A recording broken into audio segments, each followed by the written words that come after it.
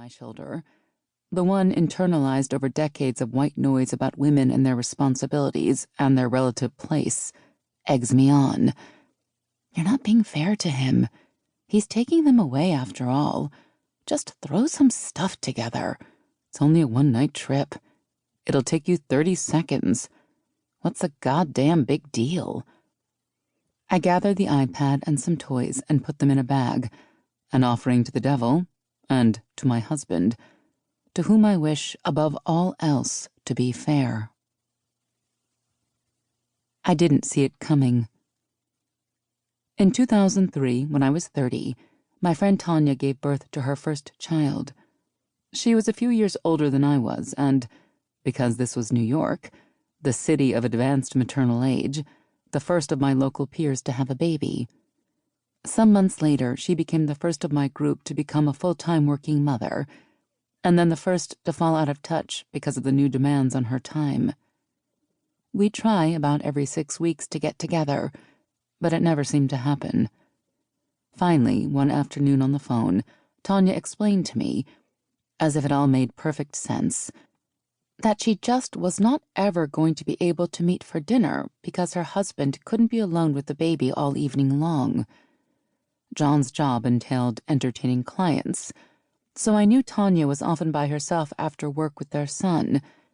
If she could manage that, why couldn't he, I wondered. She hemmed before offering, "He wouldn't." I asked why not. We went back and forth like that for some time. I hung up feeling puzzled by and disdainful of what she seemed to be letting her husband get away with. The renunciation of so much responsibility. Both of them worked. Why would they be less than equal partners at home? It defied all reasonable explanation. The punchlines to this story are neither few nor far between. Suffice it to say that 6 years later, I found myself co-parenting with a husband as well. This was a fortunate situation, all nicely planned and smoothly realized.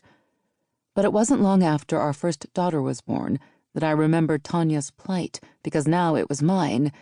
And if it was mine, it was also that of most of the working mothers I came to know in my dual breadwinner neighborhood in a leafy stretch of Queens. Like me, the women I met through the comings and goings at preschool and playground worked full-time, and like me, postpartum, they'd found themselves shouldering the bulk of all the theretofore unimagined burdens at home. I saw this not only among my neighborhood friends, but also, because I'm a therapist, among my patients. In my office on the border between Chelsea and Midtown, I watched it begin as early as pregnancy. 28 weeks along, and in her maternity work clothes, a woman would observe with some surprise and a nascent exasperation, "Jason seems really invested in what kind of stroller we get, but he's also completely taking for granted that I'm going to do all the research." I'd hold my tongue because my first reaction seemed unkind and overly cynical, but what I couldn't help thinking was, and so it begins. Here is where it began for me. The first fight I had with my husband about the shared responsibilities of parenthood occurred when our daughter Liv was not yet a month old. I was on what passes for maternity leave, taking 8 unpaid weeks off from the clinic where I was finishing my post-doc hours. George, whom I'd met in grad school, was working as a psychologist for the NYPD, a city job with good benefits and a 9-to-5 schedule. I was enjoying my time at home with the baby as much as anyone on an infant sleep schedule with engorged breasts can. Unable to rest during the day, I took computerized practice tests for my licensing exam while Liv napped, and on a few beautiful fall afternoons, she and I met friends taking their lunch hours on the lawn in Bryant Park. It all looked downright hedonistic to my husband, also tired, and stuck in a small windowless office in the Frack City Plaza, interviewing police officer candidates 7.5 hours a day.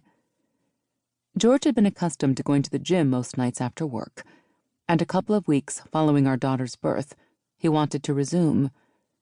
It was a benign enough request from his perspective, which was then, and really to this day remains, much different than mine. He had long days at the office.